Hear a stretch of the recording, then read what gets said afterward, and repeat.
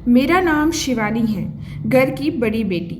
मैं और मेरा छोटा भाई, बस हम दो ही हैं। मम्मी डैडी मेरे बहुत अच्छे हैं, मुझे बहुत सपोर्ट किया, जितना चाहा मुझे पढ़ाया। मैंने बीएड किया है। हमेशा से मुझे टीचर ही बनना था, मुझे बच्चे अच्छे लगते हैं। परिवार और अपने सपनों के बीच मुझे कभी प्यार में घिरने का समय ही नहीं मिला। मैं शुरू से ही अरेंज मैरिज चाहती थी। मम्मी और पापा जो भी मेरे लिए लड़का देखेंगे वो अच्छा ही होगा। मुझे पता है वो मेरी हाँ ज़रूर पूछेंगे। अब मम्मी पापा ने मेरी शादी की तैयारी तेज़ कर दी है। एक लड़का इस रविवार को मुझे देखने आने वाला है। लड़के की तस्वीर उसके पहले आ गई है। पापा लड़के की खोज खबर अच्छे से निकालवा लेते हैं, फिर ही मुझे किसी की तस्वीर दिखाते हैं।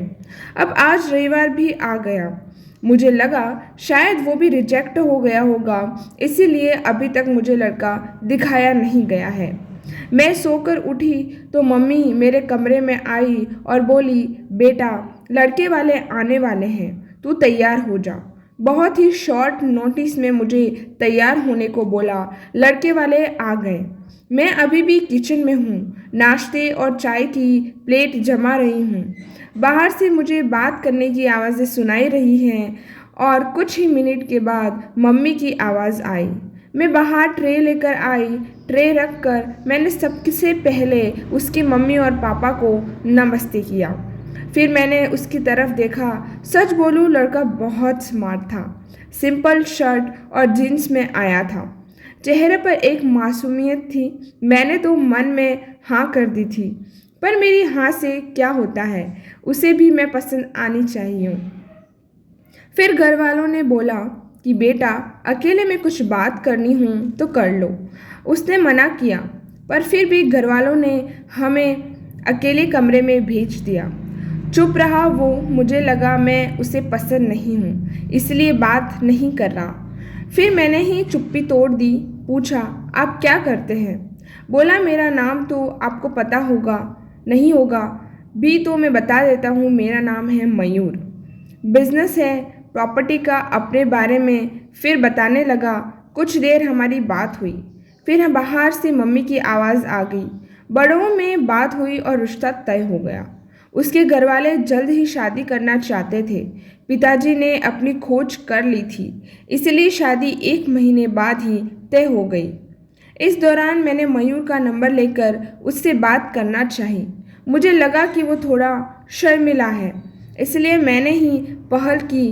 करीब 1 महीने हमें बहुत बात हुई और प्यार वाली फीलिंग क्या होती है ये मुझे पता चल गया। फिर हमारी शादी का दिन आ गया और मैं अंदर ही अंदर बहुत खुश थी। मम्मी पापा को छोड़ जाने का गम तो था, लेकिन मुझे लगा कि मुझे सही जीवन साथी मिल गया है। सुहागरात आ गई। मैं थोड़ी घबराई हुई बैठी थी बेड पर और वो आए, मेरी तरफ देखा। मैंने भी हल्की सी स्माइल पास की। मयूर ने कुर्ता पहन रखा था। वो थोड़े घबराए लग रहे थे। मुझे लगा जैसे मैं नर्वस हूँ, शायद वो भी इसी तरह होंगे। मयूर अब बाथरूम गए और कुर्ता चेंज करके आए। फिर मयूर आकर बोले कि बहुत थक गई होगी शायद, आज आराम कर लो। मुझे लगा वो भी थके हैं, इसलिए मैंने ज़्यादा सवाल जवाब नहीं किए। अगली सुबह वो बाथरूम में फ्रेश होकर नहाकर और कपड़े भी अंदर ही चेंज करके आए। मुझे थोड़ा अजीब लगा। फिर मैंने सोचा शायद उनकी यहाँ आदत होगी। अगली रात फिर आई और मयूर ने फिर ऐसा ही किया। अभी तक वो मेरे पास भी नहीं आए थे। अब मुझे लगा कि मयूर कुछ छुपा रहे हैं, क्योंकि उसके चेहरे पर साफ दिखाई दे रहा है। अगली रात जब वो बाथरूम में कपड़े चेंज करने आए तो मैं उन्हें टोक ही दिया। आप क्या छुपा रहे हैं? कुछ बात है तो आप मुझसे कह सकते हैं। वो बोलते, बात तो है, जल्द ही तुम्हें पता चल ही जाएगी, पर तुम्हें शायद बुरा लगेगा। मैंने बोला, आप नहीं बताएंगे तो ज़्यादा बुरा लगेगा। उन्होंने अपना शर्ट खोला और फिर उसे कुछ कहना पड़ा ही नहीं, खुद ही समझ गई। अपने चेस्ट पर एक लड़की के नाम का टैटू था, रिया। अब मैं चुप हो गई और चुपचाप बेड के एक साइड पर सो गई। वो मुझसे बात करने की कोशिश करना चाहते थे, लेकिन फिर वो भी बेड के दूसरी साइड पर सो गए।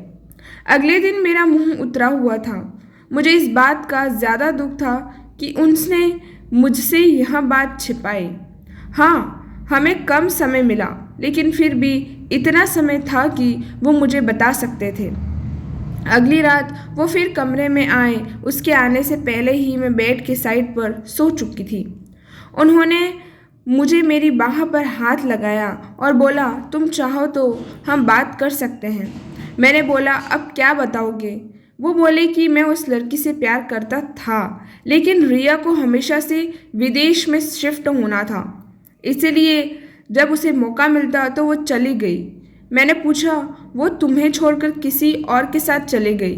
वो बोले, हाँ, मैं चाहता हूँ तो यहाँ टैटू को साफ करवा लेता, लेकिन मैंने सोचा पहले तुम्हें बताऊँगा। तुम्हारी बातों से मुझे लगा था कि तुम समझोगी। फिर वो चुप हो गई। मैंने बोला, तुम मुझे शादी के पहले भी बता सकते थे। वो बोले, अगर मैं बताता तो क्या तुम शादी नहीं करती? और अगर अब भी तुम जाना चाहो तो जा सकती हो। मैं वही करूँगा जो तुम्हें अच्छा लगेगा। उस रात मेरा गुस्सा पता नहीं कहाँ चला गया, लेकिन थोड़ा डर भी था। कहीं फिर से झूठ तो नहीं बोल रहे मासूम शक्ल बनाकर। मैंने कुछ जवाब नहीं दिया।